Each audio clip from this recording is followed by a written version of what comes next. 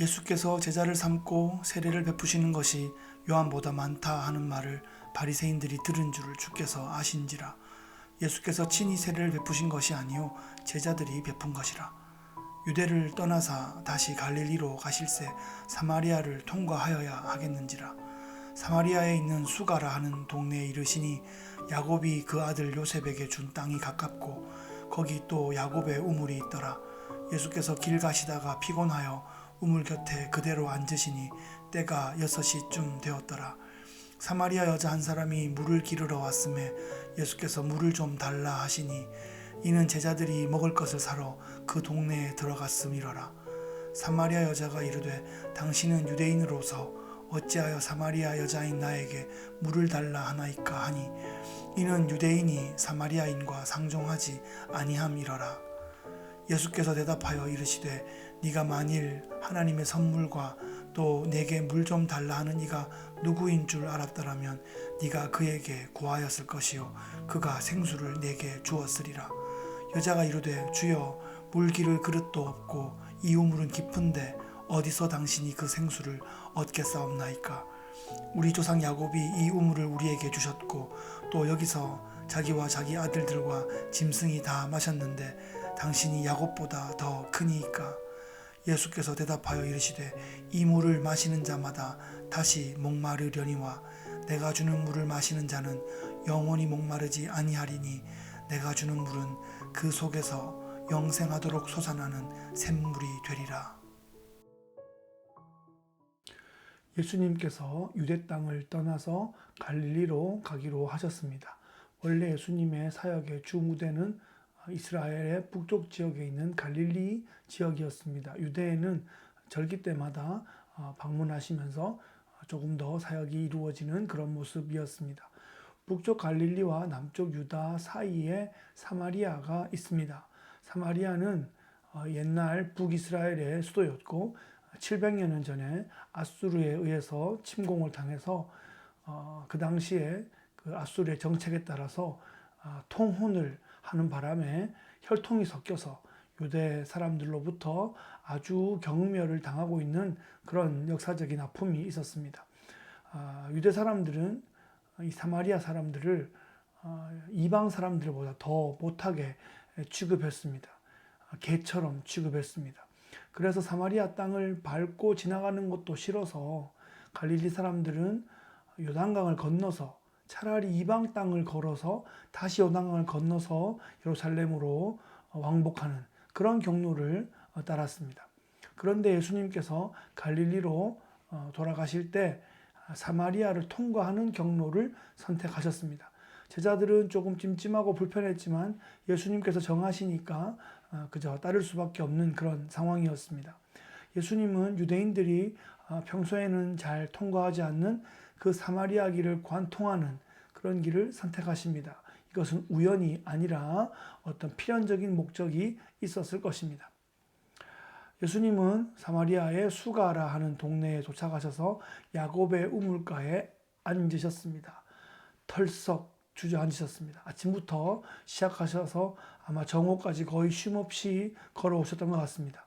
낮 12시는 사람들이 웬만하면 우물가로 나오지 않는 시간입니다. 이스라엘 땅의 정오 시간은 외부 활동을 하기에 적합한 시간이 아닙니다. 여인들도 오후 늦게 해질 무렵에 우물가로 모여들었을 것입니다. 그런데 그 시간에 사마리아 여인 하나가 우물가에 물을 기르러 나왔습니다. 혼자 나왔습니다. 사람들이 없는 시간을 찾아서 일부러 나온 것입니다. 그래서 그 여인은 아무도 우물가에 있기를 기대하지 않았습니다. 남자가 앉아 있기를 기대한 것은 더더욱 아니었습니다. 게다가 유대인 남자라니요. 사마리아 여인은 이왕 물 뜨러 왔으니까 조용히 물 떠가지고 그냥 돌아가야겠다. 그런 생각을 하던 찰나였습니다. 그런데 이 유대인 남자가 말을 걸어왔습니다. 그런 경우가 없었습니다. 그런 경우를 들어보지 못했습니다. 유대인 남자가 사마리아 여자에게 말을 걸다니요. 그냥 길을 물어보는 정도가 아니라 나에게 물을 좀 달라고 하십니다. 주고받는 그런 관계가 생겨버렸습니다. 이것은 정말 매뉴얼에 없던 일이었습니다. 여자가 당황했습니다. 하지만 예수님은 사마리아 성을 지나가기로 하셨을 때부터 이 여인을 이미 보시고 아시고 이 여인을 돕기로 하셨던 것입니다. 우물가에서 물을 좀 달라 하는 요청에 의해서 대화가 시작되었습니다. 예수님은 이 여인에게 생수를 줄 수 있다 이렇게 말씀하십니다. 예수님이 주시는 그 물은 영원히 목마르지 아니하고 영생하도록 솟아나는 샘물이 될 것이다 그렇게 말씀하십니다. 그런 물이 있으면 정말 구해야 하지 않겠습니까? 매일 마시는 물은 곧 목이 말라지는데 예수님은 영원히 목마르지 않는 생수를 주겠다고 하십니다. 이것은 물리학이나 의학적 관점에서 말하는 것이 아닙니다. 영적인 가르침이죠. 요한복음은 복음서 중에 신학적으로 가장 깊이가 있는 책입니다. 예수님은 처음 보는 사마리아 여인과 우물에서 그 생수를 구하는 그런 이야기를 통해서 우리 영혼의 영원한 생수, 영생의 복음으로 그렇게 후크를 걸고 그렇게 이야기가 이어집니다. 이 여인은 오늘 예수님을 만나서 구원의 은혜를 체험하게 될 것입니다. 이 사건에 있어 중요한 점은 우물가의 여인이 사람의 눈을 피해서 땡볕에 나왔는데 예수님은 그 여인을 향하여 직접 나가셨다라는 것입니다. 그러니까 그 사마리아 여인에게 구원이 임한 것은 그 여인의 노력이라기보다는 예수님이 직접 찾아가신 것, 은혜의 그런 행진이 중요하다는 것입니다.